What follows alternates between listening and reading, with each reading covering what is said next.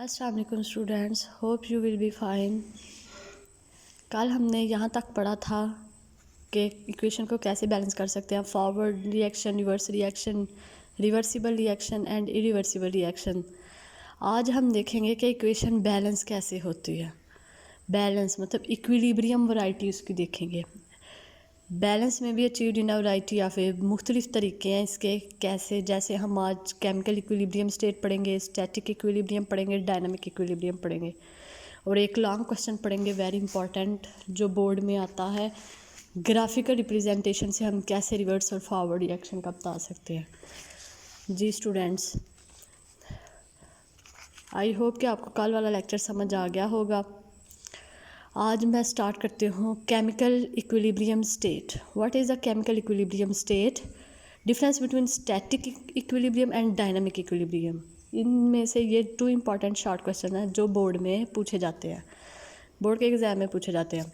जी, जब rate of forward reaction is same as the rate of reverse reaction, जब भी forward reaction reverse reaction के same होता है तो उसे हम कहते हैं chemical equilibrium state. For example ये जो ऊपर हमने इक्वेशन पढ़ी थी, ये वाली CaCO3 वाली, तो rate of forward reaction is equal to the rate of reverse reaction. Same कहते हैं composition of reaction mixture remain constant. For example यहाँ पे उन्होंने नहीं दी हुई तो मैं आपको एग्जांपल, इन तीनों की एग्जांपल्स दूंगी, आप वो वाली कर लेना। ओके जी, इसके आगे से कहते हैं 2 टाइप्स हैं। जब रिएक्शन प्रोसीड किया जाता है तो कहते हैं वो क्या होता है, static equilibrium. For example static का क्या मतलब है, स्टॉप, रुका हुआ। ठीक है, इसकी एग्जांपल में इन्होंने तो दी हुई है कि बिल्डिंग रिमेन कांस्टेंट, वो जब बिल्डिंग स्टैंड की जाती है तो फिर गिराई जाती है तो बैलेंस हो जाता है। लेकिन इसकी अच्छी सी एग्जांपल ये है कि ग्रेफाइट को हम डायमंड में कन्वर्ट करते हैं। जैसे ये देखें, केमिकल इक्विलिब्रियम की क्या एग्जांपल है कि एक बॉटल है कोल्ड ड्रिंक की। ओके, ये बॉटल है, एक कोल्ड ड्रिंक की बॉटल है, उसके अंदर कार्बन डाइऑक्साइड गैस है और लिक्विड है, मतलब जो बॉटल है, तो बैलेंस है ना, केमिकल इक्विलिब्रियम स्टेट है, बैलेंस स्टेट है उसकी। तो कहते हैं carbon dioxide dissolve in a liquid. लेकिन स्टैटिक इक्विलिब्रियम क्या है कि ग्रेफाइट से डायमंड बनाना। जैसे ग्रेफाइट क्या रिएक्टेंट, कोई ज़्यादा फोर्स नहीं, नो मोर फोर्स, कोई उसके ऊपर फोर्स नहीं है और प्रोडक्ट बन जाता है डायमंड।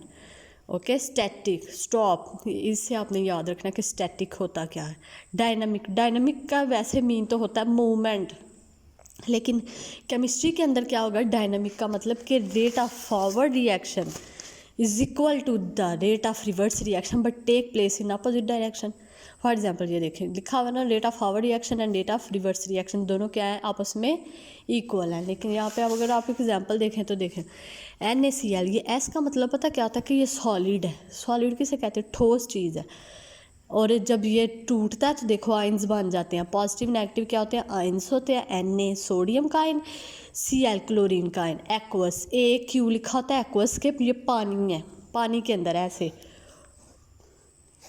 Na भी अंदर घूम रहा है पानी में और Cl भी, ये सारा क्या है, वाटर है उसके अंदर। समझ आ गई है इतनी? ये आपने तीनों डेफिनेशंस अच्छी तरह करनी है। इसकी एग्जांपल्स आप यही वाली कर लेना, इसका आप स्क्रीनशॉट ले लें तो आप इसकी एग्जांपल्स ये भी कर सकते हैं, इन तीनों की एग्जांपल्स। जी नेक्स्ट, अब रिवर्सिबल रिएक्शन, इरिवर्सिबल की बात नहीं हो रही है। क्या पता आपको MCQ आ जाए कि इरिवर्सिबल में आप बताएं कि डायनामिक इक्विलिब्रियम इस्टेब्लिश होती है, तो आपने कहना नहीं, रिवर्सिबल में इस्टेब्लिश होती है, रिवर्सिबल रिएक्शन में। और मैंने आपको बहुत अच्छी तरह कल समझाया था। अगर आपको रिवर्सिबल इरिवर्सिबल के बारे में नहीं पता तो प्रीवियस वीडियो आप लाजमी देखें। जी, डायनामिक इक्विलिब्रियम कहते हैं इस्टेब्लिश तब होती है रिएक्शन के कंप्लीट होने से पहले। जैसे फॉर एग्जांपल ग्राफिकली अगर मैं आपको बताऊं, हमने कल बात की थी कि शुरू में फॉरवर्ड रिएक्शन फास्ट होता है लेकिन रिवर्स रिएक्शन क्या होता है, स्लो होता है। आज भी यही बात पढ़ेंगे कि फॉरवर्ड रिएक्शन फास्ट है लेकिन रिवर्स रिएक्शन क्या है, स्लो है। लेकिन फॉरवर्ड रिएक्शन स्लो डाउन हो जाता है, रिवर्स रिएक्शन स्पीड अप हो जाता है, जुजू आगे जाई जाते हैं। आहिस्ता आहिस्ता शुरू में फॉरवर्ड रिएक्शन क्या होता है, फास्ट होता है। फॉरवर्ड एफ से फास्ट, शुरू में फास्ट होता है लेकिन बाद में क्या हो जाता है कि फॉरवर्ड रिएक्शन स्लो हो जाता है, रिवर्स रिएक्शन स्पीड अप हो जाता है। जैसे both reaction attain the same rate, जी, अब ये हम पढ़ेंगे कैसे होता है। कहते बोथ रिएक्शन दोनों का सेम रेट अगर हो तो उसे हम कहते हैं डायनामिक इक्विलिब्रियम स्टेट। जैसे अभी मैंने आपको डायनामिक की सेम रेट की एग्जांपल दी है ना, NaCl की, वो वाली भी आप कर सकते हैं। अब देखें ग्राफिकल रिप्रेजेंटेशन क्या कहते हैं।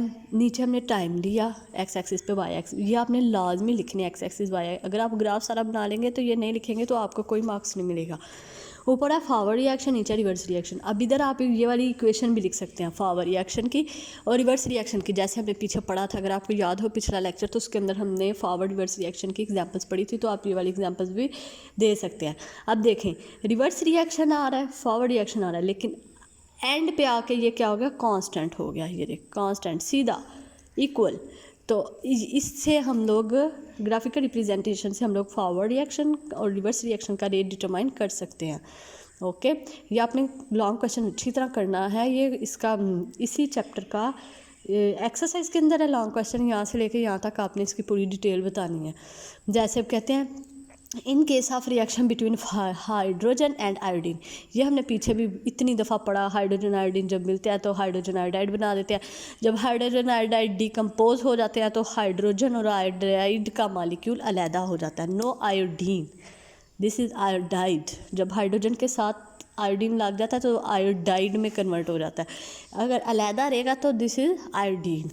इसी तरह हम कहते हैं कंसनट्रेशन ऑफ रिएक्टेंट जब ज़्यादा हो तो रिएक्टेंट की कंसनट्रेशन क्या होती है, ज़्यादा होती है। हम कह सकते हैं रिएक्टेंट की कंसनट्रेशन ज़्यादा है, प्रोडक्ट की कंसनट्रेशन क्या है, कम है। कहते हैं रेट ऑफ फॉरवर्ड रिएक्शन क्या है, फास्टर है देन रिवर्स रिएक्शन। ये भी हमने पीछे बात की थी। फॉरवर्ड रिएक्शन क्या होता है, तेज़ होता है देन रिवर्स रिएक्शन से। तो हम कह सकते हैं कि कंसनट्रेशन ऑफ रिएक्टेंट जब रिएक्शन को प्रोसीड किया जाता है तो कंसनट्रेशन ऑफ रिएक्टेंट कम हो जाएगी, लेकिन जबकि प्रोडक्ट की क्या हो जाएगी, ज़्यादा हो जाएगी। शुरू में क्या होता है, रिएक्टेंट की कंसनट्रेशन ज़्यादा होती है, प्रोडक्ट की कम होती है। लेकिन जब रिएक्शन प्रोसीड किया जाता है तो रिएक्टेंट की कंसनट्रेशन कम हो जाती है, प्रोडक्ट की ज़्यादा रहती है। इसे आप अपनी वर्डिंग में भी थोड़ा सा लिख सकते हैं, ज़रूरी नहीं आप वर्ड टू वर्ड ही लिखें। ओके जी, कहते हैं इसी तरह बढ़ती जाती है कम होती जाती है, तो हम कह सकते हैं कि both become equal to each other. दोनों रिएक्शन का रेट जो है वो क्या है, इक्वल है। तो हम कह सकते हैं कि ये हम हाइड्रोजन अगर आयोडाइड की बात करें तो 2 मोल ऑफ हाइड्रोजन आयोडाइड, जिसे इस इक्वेशन से रिप्रेजेंट किया हुआ है। ओके, समझ आ गई है यहाँ तक जी। अब हमने पीछे पढ़ा था फॉरवर्ड और रिवर्स रिएक्शन, इनमें इन्होंने थोड़ा सा डिफरेंस बताया हुआ है। आप इन्हें ये अच्छी तरह करना है, ये बहुत इंपॉर्टेंट शॉर्ट क्वेश्चन है कि it is a reaction in which reactant react to form product. समझ आ रही है, रिएक्टेंट जैसे कल मैंने आपको फॉरवर्ड रिवर्स रिएक्शन की एग्जांपल दी थी कि reaction in which reactant react to form product, जैसे फादर मदर रिएक्ट करवाए थे तो प्रोडक्ट बना था। लेकिन रिवर्स में क्या होता है, प्रोडक्ट होता है तो बाद में वो दोबारा रिएक्टेंट देता है। मतलब जैसे आगे बच्चों की भी शादी होगी तो उनके आगे से दोबारा उनके बच्चे हुए तो वो reactant. It take place from left to right, ये लेफ़्ट से राइट जाता है, लेकिन रिवर्स में उल्ट होता है, राइट से लेफ़्ट जाते हैं। शुरू में rate of forward reaction fast होता है, लेकिन कहते हैं शुरू में रेट ऑफ रिवर्स रिएक्शन वो कम होता है। कहते हैं ये slow down gradually, it slow down gradually, ये आहिस्ता आहिस्ता स्लो होता है और ये स्पीड अप ग्रेजुअली, ये स्लो हो ही जाता है। जैसे जैसे आगे जाए तो ये स्लो हो ही जाता है फॉरवर्ड रिएक्शन। लेकिन अगर रिवर्स रिएक्शन की बात करें तो जो आगे जाता जाएगा ये क्या होता जाएगा, स्पीड अप होता जाएगा। समझ आइए।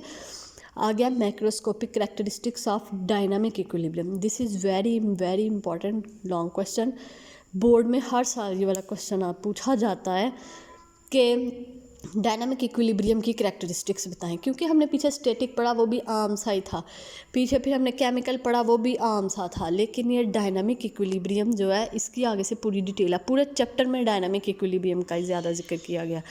तो इसके अंदर हम इसकी कुछ करैक्टरिस्टिक्स पढ़ेंगे कि इक्विलिब्रियम इज अगर क्लोज सिस्टम में इक्विलिब्रियम रखा हुआ, जैसे ये देखिए हमने पीछे पढ़ा था ये क्लोज सिस्टम में है, क्लोज है ना ऊपर से, तो कहते हैं इक्विलिब्रियम डायनामिक इक्विलिब्रियम तब होगा जो क्लोज सिस्टम में होगा, उससे ज़्यादा अचीव करेगा ये। आगे उन्होंने कहा है कि equilibrium state is a reaction does not stop. Equilibrium कभी भी डायनामिक इक्विलिब्रियम स्टॉप नहीं होता, स्टैटिक इक्विलिब्रियम स्टॉप रहता है। Forward and reverse reaction taking place at the same rate but opposite in direction. कहते हैं दोनों फॉरवर्ड रिवर्स रिएक्शन इसके अंदर होते हैं डायनामिक के अंदर, डायनामिक की अभी एग्जांपल दी है ना मैंने आपको, ये देखें ये वाली। तो कहते हैं दोनों जो रिएक्शन है, फॉरवर्ड और रिवर्स रिएक्शन, सेम रेट पे होते हैं लेकिन अपोजिट डायरेक्शन इनकी होती है। सबसे पहले हमने क्या बात की कि क्लोज सिस्टम में इक्विलिब्रियम अटेन करता है।